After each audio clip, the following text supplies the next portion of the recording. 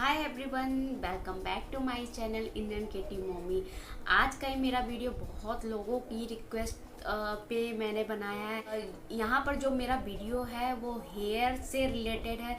तो मैंने अपने बहुत वीडियो में ऐसा बोला भी है कि मैं बहुत ज़्यादा महंगे प्रोडक्ट ना रेगुलर में कंडीशनर कुछ ऐसी चीज़ें नहीं यूज़ करती हूँ।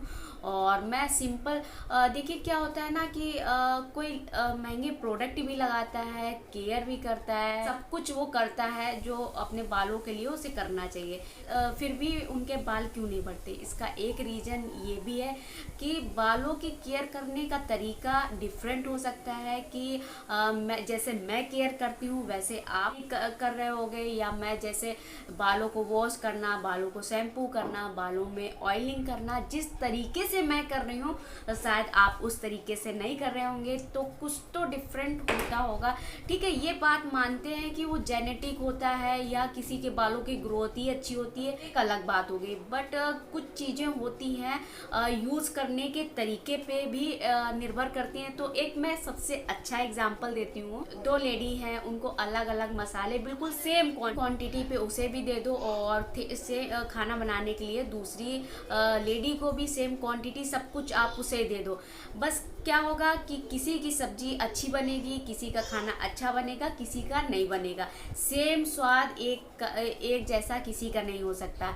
ऐसा आपने नोटिस किया है? जी हाँ, वो सिर्फ फ़र्क होता है कि बनाने के तरीके के ऊपर, कि किसी ने हल्दी ज़्यादा डाल दी, नमक कम रह गया होगा, मसाला सही से प्रॉपर नहीं भूंजा होगा, मीन्स कुछ तो डिफरेंट रहा होगा, तभी स्वाद में चेंज आता है। तो ये एक छोटा सा एग्जाम्पल था। तो सेम वही है, बाल की ग्रोथ सबके लिए उतनी होती है, सब कुछ उतना ही होता है। बट ये क्या होता है कि केयर करने की जो स्टाइल होता है वो डिफरेंट होता है।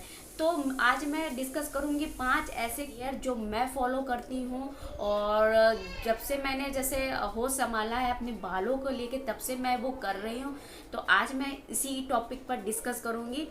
तो सबसे पहले मैं अपने हेयर को वॉश किस तरीके करती हूँ।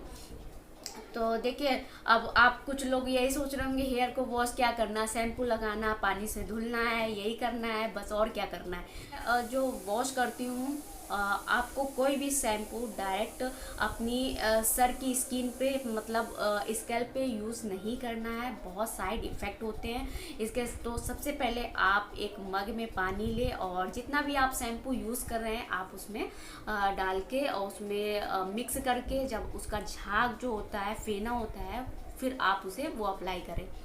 सारे बालों को नीचे करके उसमें शैम्पू अच्छे से लगा के, और फिर इसके बाद आती है धुलने का। आपके धुलने का भी तरीका लोगों का अलग अलग होता है, मैं अपना तरीका बता रही हूँ।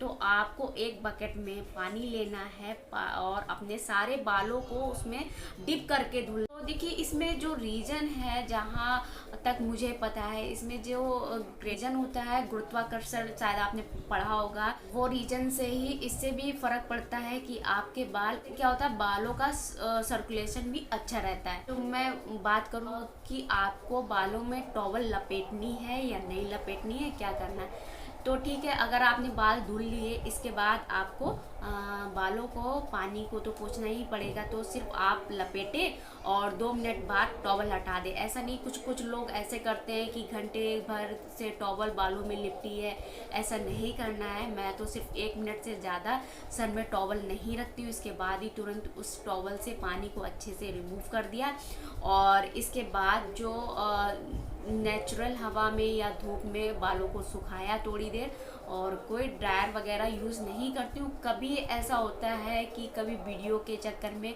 मुझे करना पड़ता है तो मैं करती हूँ, अदरवाइज़ मैं डेली रूटीन में मैंने ये नहीं लिया है कि मैं डेली ड्रायर से अपने बाल सुखाऊं। बालों में कब कॉम्ब करना है, तो धुले हुए बालों में कॉम्ब बिल्कुल भी नहीं करना है।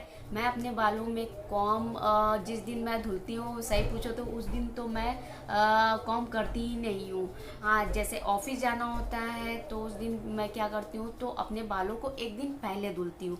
अगर मुझे ऑफिस जाना होता है तो उस दिन मैं बालों को शाम को ही धुल लेती हूँ, ताकि पूरी रात बाल अच्छे से सूखे, और सुबह होने के बाद बाल अच्छे से सूख जाते हैं, फिर कॉम्ब कर सकते हैं। तो मैं ये करती करती हूँ। गीले बालों में अगर आप कॉम्ब करते हो तो बाल में बहुत ज़्यादा प्रॉब्लम हो जाती है, जो कि सिर्फ एक ही इसका कारण होता है कि बाल झड़ना।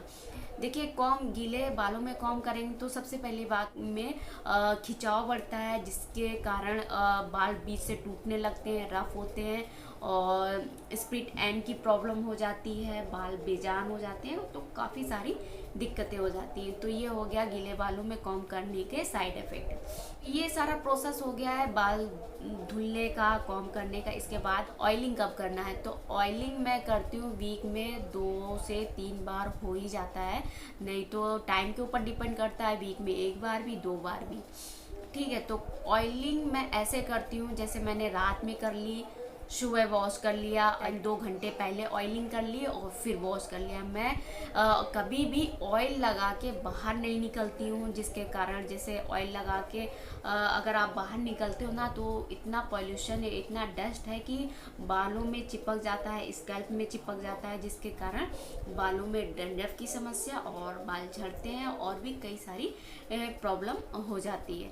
और इसके बाद मैं इम्पॉर्टेंट चीज़ बताऊंगी कि आप रात में जब सोते हैं तो कभी भी चोटी या बर्न बना के मत सोएं। इसका एक रीज़न ये भी है, जब हम सोते हैं तो हमारी पूरी बॉडी रिलैक्स होती है, तो मीन्स बाल भी तो एक बॉडी का एक हिस्सा है, तो उसको भी रिलैक्स चाहिए होता है। अगर आप चोटी या बर्न बना के सोते हैं, चोटी बनाएं बट बहुत हल्की, या आप टाइट चोटी बिल्कुल नहीं। चोटी तो मैं भी बना के सोती हूँ, बिल्कुल हल्की सी।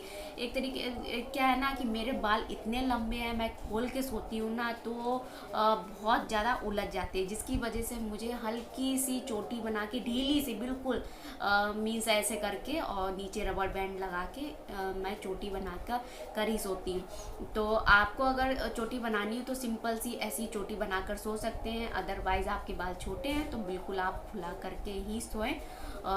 जैसा कि मैंने रीज़न बताया कि बालों को भी रिलैक्स चाहिए होता है। अगर आप उसे कस के बांधते हो तो नसें होती हैं जो वीक पड़ जाती हैं और स्कैल्प से बाल वहाँ से निकलना स्टार्ट हो जाते हैं। तो ये भी एक रीज़न है जिसके कारण बाल झड़ते हैं, और झड़ेंगे तो लंबे भी नहीं हो पाएंगे। ऑब्वियसली बात तो एक ही है। तो सबसे पहले आप अपने बालों का झड़ना रोकिए। और एक बात मैं और बताना चाहूँगी कि जो मैं ऑयल यूज़ करती हूँ वो कस्टमाइज़ होता है। मीन्स अगर मैं वो सर्दियों में यूज़ कर रही हूँ तो मैं अलग अलग इंग्रेडिएंट्स डाल के ऑयल को बनाकर यूज़ करती हूँ, और ऑयल सेम ही होता है उसमें। जो चीज़ें मीन्स मुझे लग रहा है कि कभी मेरे डैंड्रफ है, कभी मुझे लगता है कि मेरे बाल बड़े ड्राई हो रहे हैं, तो मैं बालों में उसके हिसाब से इंग्रेडिएंट्स लगाती हूँ। तो अगर आपके बाल बहुत ज़्यादा ड्राई हैं या झड़ भी रहे हैं तो एक सबसे अच्छा सोल्यूशन मैं बता देती हूँ कि अगर आप नॉन वेजिटेरियन हैं तो आप एग का यूज़ कर सकते हैं। और एग लगाने के लिए तो नॉन वेजिटेरियन की तो ज़रूरत पड़ती नहीं है, तो आप उसे भी लगा सकते हैं। तो एग आपने बालों में अप्लाई करिए। बहुत ही एग जो होता है प्रोटीन रिच होता है, जो कि बालों के लिए बहुत अच्छा रहता है। अगर आप एग नहीं लगा सकते हो तो आप बालों में दही अप्लाई करें, मंथ में 1 बार या 2 बार। दही भी प्रोटीन रिच होता है और जिसकी वजह से भी बाल अच्छे हो जाते हैं। आज का ये वीडियो थोड़ा लंबा हो जाएगा तो मैं यहीं पे ख़त्म करती हूँ।